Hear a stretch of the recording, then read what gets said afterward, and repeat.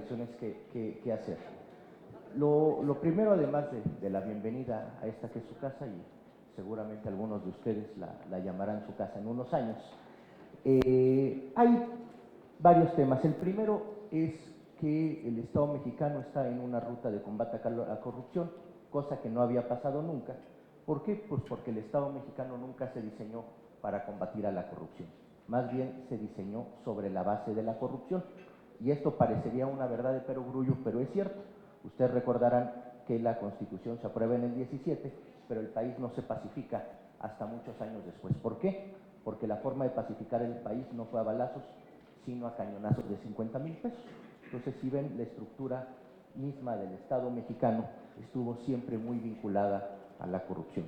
Hoy veo un tema importante a nivel nacional, a nivel federal, pero tenemos una agenda pendiente, y es la corrupción que no es visible, la que no tiene tanta atención de los medios, que en particular vemos en los estados, en los municipios, y también hay que señalarlo, porque muchas veces ponemos mucha atención en el Ejecutivo, pero no vemos a los poderes judiciales locales, ni tampoco vemos algunas prácticas que tenemos que reconocer en los poderes legislativos.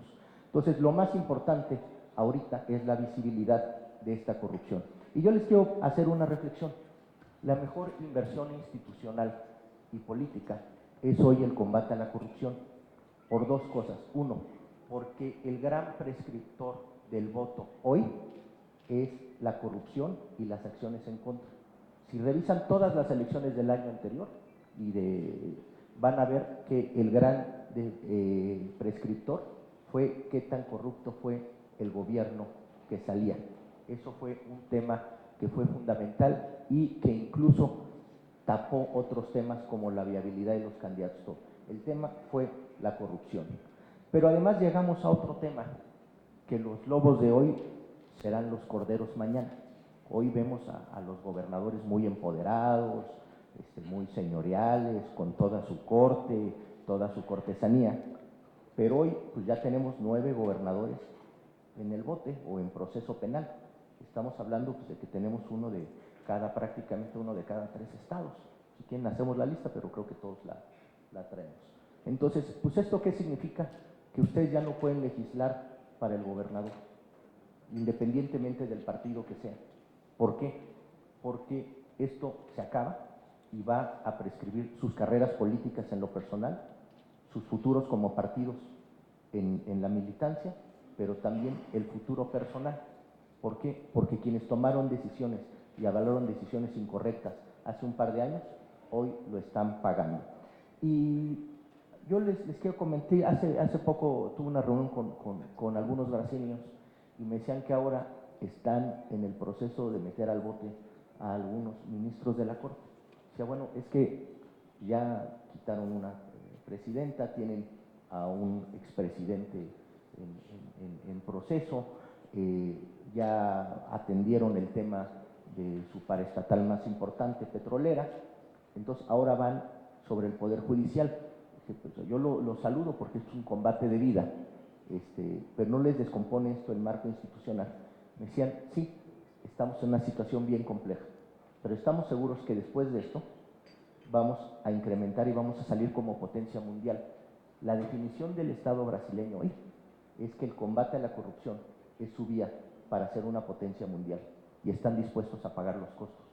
El tema, por lo menos creo que, y aquí hay que reconocer el trabajo de toda la comisión y de la presidencia, es que estamos en esa lógica. Yo les puedo decir que en lo personal no ha habido regateo ni tampoco obstrucción en el proceso de selección fiscal anticorrupción o muchos procesos que estamos viviendo, pero sí tenemos que tomar una decisión como Estado nacional y como Estado en cada entidad de que la única posibilidad real de convertirse en potencia, la única posibilidad de recobrar la ambición nacional y tener viabilidad es el combate a la corrupción. Y no es un tema de discurso, muy sencillo. Simplemente los datos alegres estos de que podrían meter un 20% a las exportaciones mexicanas, lo cual no va a pasar, dicho sea de paso. Pero si así fuera, ¿saben con una sola medida con qué se contrarresta? eliminando la corrupción. La corrupción tiene un componente del 20% del ingreso de muchas empresas. O sea, disminuyendo la corrupción en las entidades en particular, y no hablamos en abstracto. ¿Cuáles son las corrupciones? Las corrupciones en procuración de justicia, las corrupciones en usos de suelo, en servicios. Estamos hablando en cosas que vemos en concreto y que además todos sabemos dónde están y cuáles son los polos importantes y por lo que se está deteniendo la inversión. Entonces, pues a mí me da mucho gusto porque veo el mapa más avanzado de las últimas reuniones que tenemos, pero todavía tenemos muchas zonas donde no hay esta implementación. Y nada más, por último, la gran preocupación no son las áreas donde no se ha implementado. La gran preocupación es en los estados donde se ha implementado y es una simulación.